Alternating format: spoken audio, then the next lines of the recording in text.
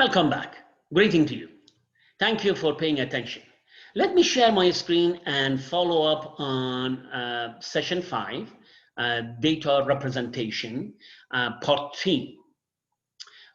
Text and document representation is really all around us. As a natural data scientist, we have been arguing about when you hear a sentence your mother or father speaking of or talking about, you are going to be naturally selective. David, come here. David, it is time to sleep. I said, David, it is time to sleep. That's your bedtime. When I say David, the word David is important to you because it's your name. It is time to sleep. Sleep is important because, as you know, it's dark outside. It's about 10 p.m., 9 p.m., 11 p.m. It all depends on when you are supposed to be sleeping. Remember, you might be just 8 years old, 6 years old. I'm talking about those times, not now that you are quite independent and you make decisions of your own as to when to sleep and when to wake up. I'm talking about those times. David, it is time to sleep. But as I spoke of this sentence, there are things that are important to you, such as David and sleep. And there are things that are going to come from one ear and then pass through the other ear. It is, I said it is, David, it is time to sleep. So that it is kind of decorative word that I use to actually make my sentence normal. David, it is time to sleep. So we actually do this. Our brain actually does that, naturally processes the sentences that are coming at us. Or perhaps even if you want to screen a book, you are reading a book of a textbook for your courses and scientific studies. You might be reading a book, a romance book, whatever book you have, drama book. Sometimes you want to just screen. And the way you are going to screen it, you're going to say, this is important, I'm going to catch it. This is important, I'm going to catch it. This is important, I'm going to catch it. And you forget all about in between. And you suddenly say, listen, I got it. I got it. This page, if I wanted to read everything about this single page of the course material, it's going to take me 10 minutes. No, I just saw this, and then this, that's it. I know what this page is talking about. It connects exactly with what I had in mind. So for example, after listening to this recording, you could potentially come back and say, when you want to review the slides, you're going to say, oh, I know what he meant. Dr. Rahimifar was referring to. This is something we do naturally. But at the same time, from technical point of view, computer needs to understand the text and pieces of data that are available either in a document or on a tweet, Facebook, you type in something and so on. So we want to understand how a computer basically digests our data, pieces of data that are coming in. Imagine you have a document. You just wrote a report for a professor. In a course, for a lab report, for a course project report. You wrote a document for a legal reason.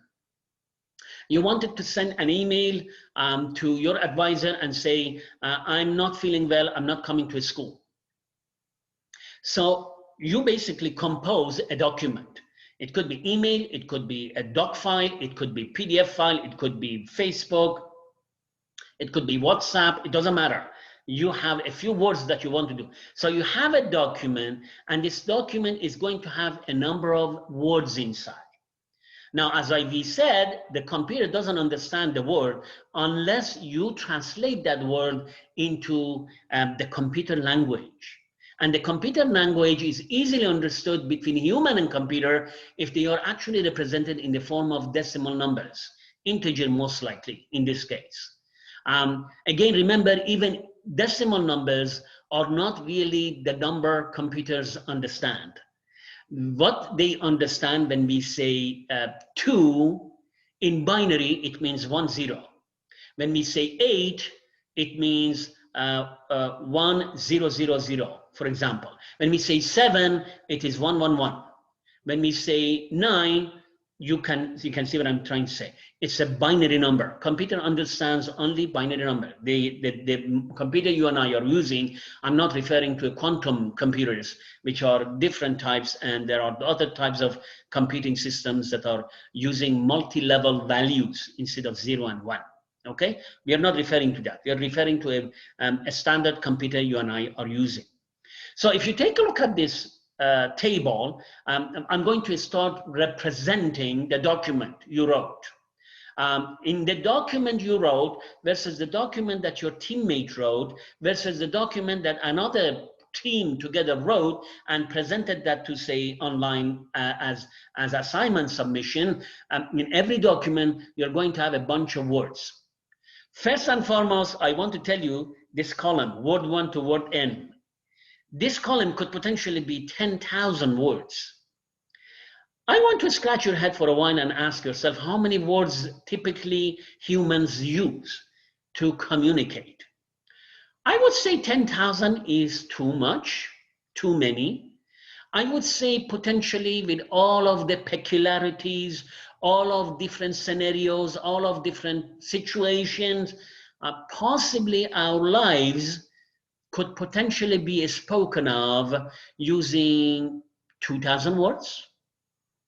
If you say 10,000, you're not wrong. But most of the time, the words that you're going to use are going to be basically 0. For example, how many times in any document you're going to use the word metabolism? Metabolism is actually quite common, but there are words that I can't even pronounce, and they exist. Just go to any dictionary and open them up, and you're going to see some very heavy-duty words to pronounce. You may never use them unless if you are a surgeon, unless you are a medical doctor, unless you are an engineer or a very advanced level of data scientist. You are not going to see this in a regular document. A love letter that you write, how many times in a love letter do you talk about E is equal to MC squared? You are not. You're just, in the love letter, you're going to have some very basic sets of words. So this is indeed 1 million, if you want it to be very comprehensive, encompassing everything. But that's crazy. You don't want to encompass everything. You just want to have some regular life statements. So I would say this is going to be around 2,000. Maybe I would say that this is going to be around 1,500. The fewer the better, because obviously the processing execution time depends on how many rows you're going. So these are all going to be rows. So these are words: home, security, satellite, rocket, is, am, you, I, mother, enemy, friend. Those are the words.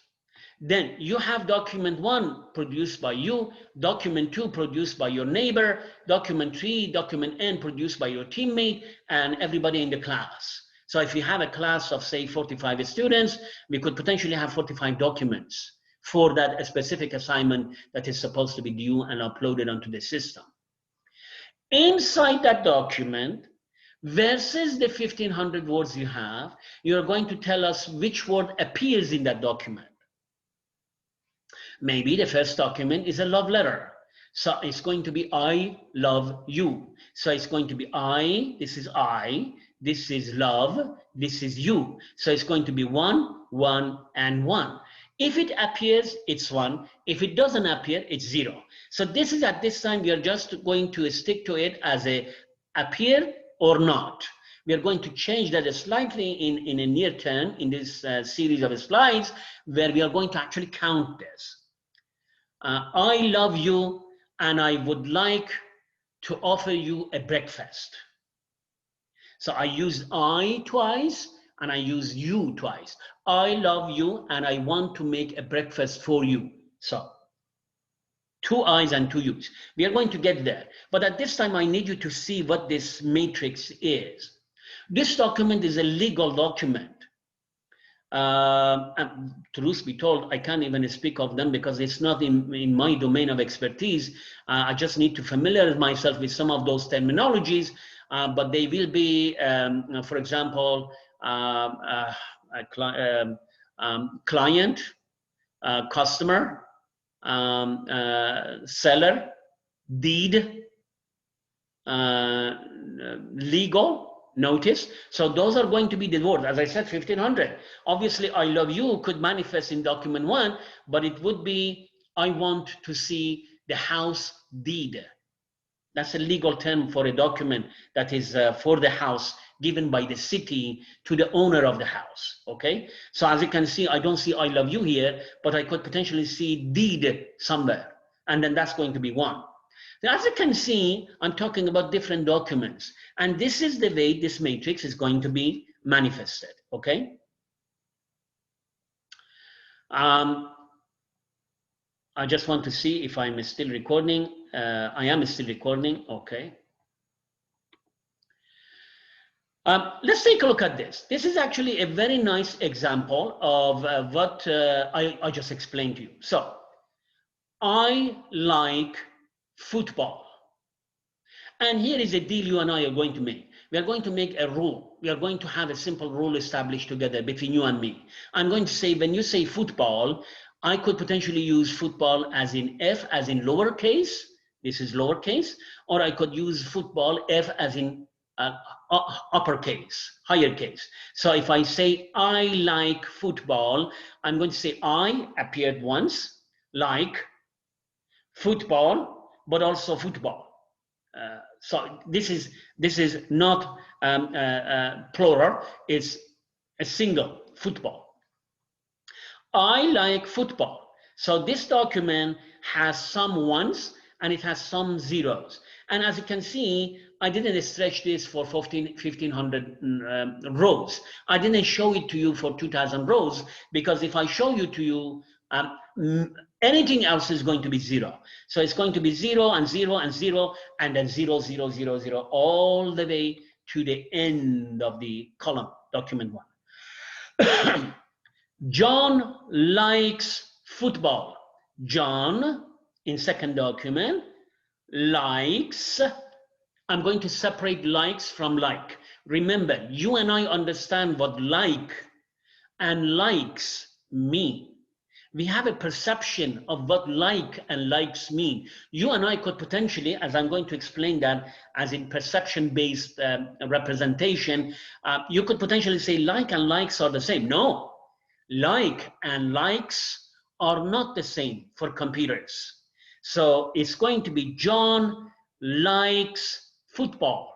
And we agreed that F of lowercase and F of uppercase are acceptable for us. So John, 1, likes 1, like is 0, likes 1, football 1, football 1. So that's going to be my document number 2. Let's take a look at the document number 3. John likes basketball. John likes basketball. As you can see, I didn't mention basketball with capital B. Again, if I wanted to have 15,000, maybe 20,000 of rows, then obviously basketball with a capital B is going to be there as well. Maybe 1 million if you wanted to be insisting on the comprehensiveness of your representation. I gave you 3 examples. I like football. John likes football. John likes basketball. This is the matrix term that has the document and has the term, okay? Again, this is number, and the more you look at it, and if it is quite a number of columns and quite a number of rows, your mind cannot process that easily. But there is a way to help you to see how your mind is going to process this, and that is going to be visualization, using graphical representation, using basically 2D and 3D images. Let's take a look at my representation. For example, Doc 1. In Doc 1, I'm going to, my feature set is this. My feature set is not about I, it's not about John, it's not about like, it's not about basketball. My feature set is football and likes. So let's have this correctly done. Open bracket, likes, comma, football, close bracket.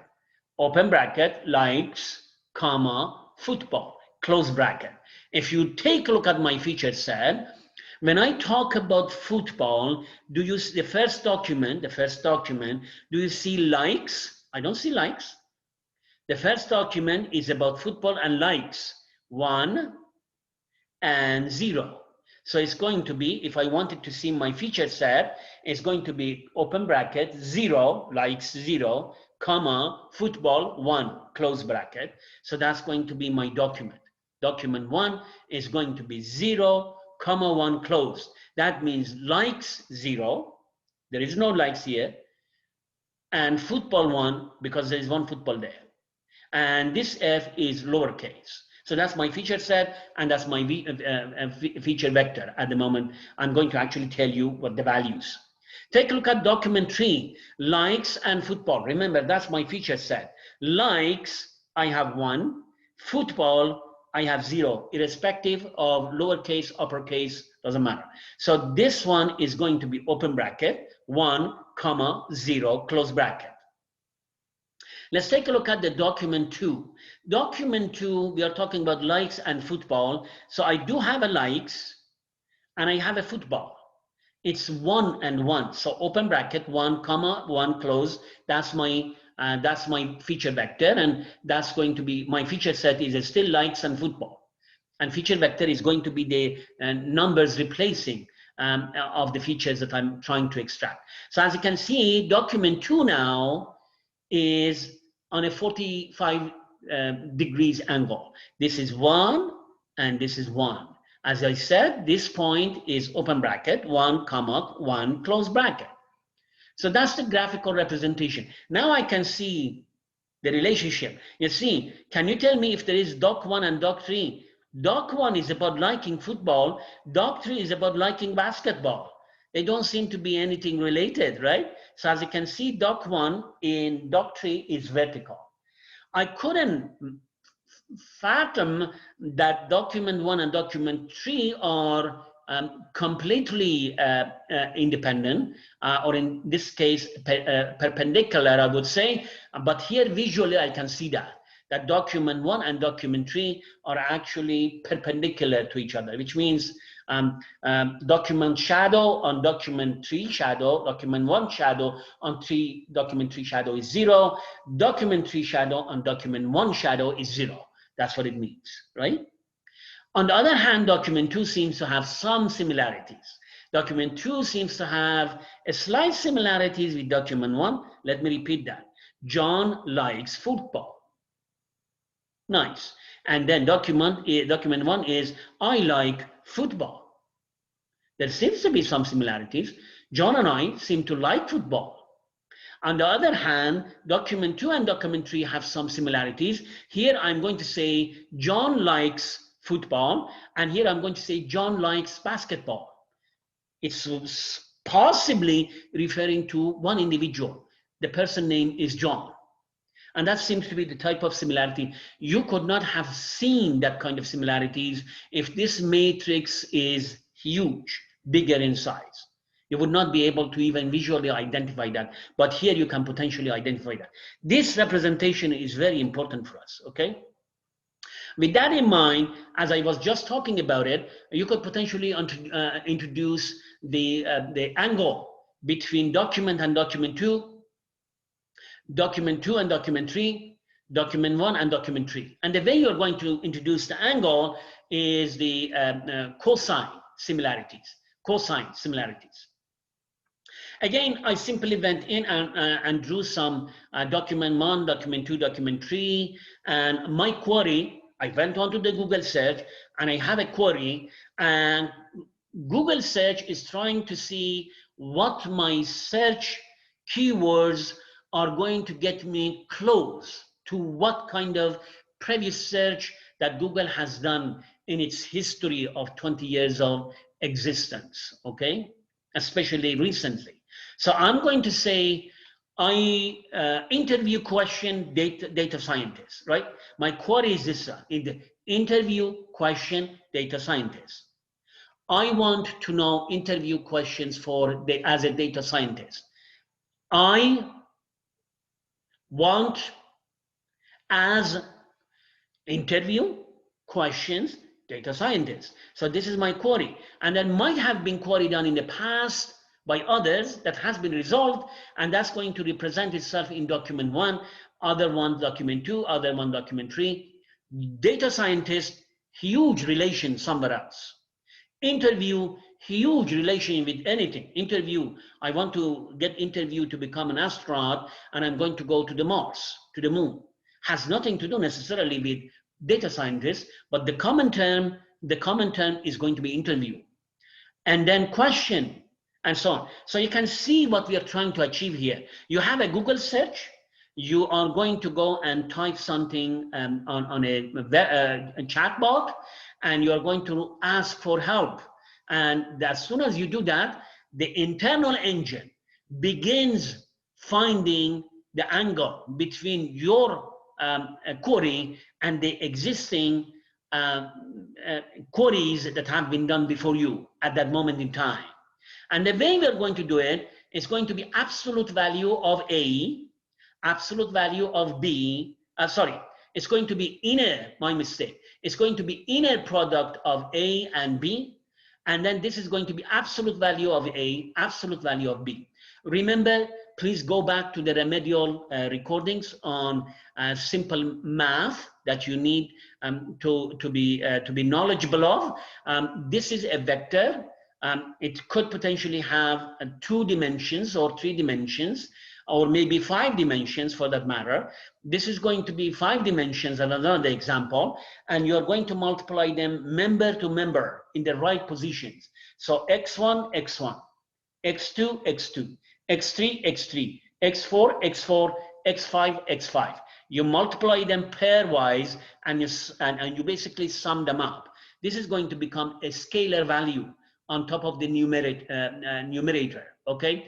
And these are going to be the absolute of the vectors. And in order for you to find the absolute of the vector, you need to have the square root of x1 to the power of 2 plus x2 to the power of 2 plus x3 to the power of 2 plus x4 to the power of 2 plus x5 to the power of 2.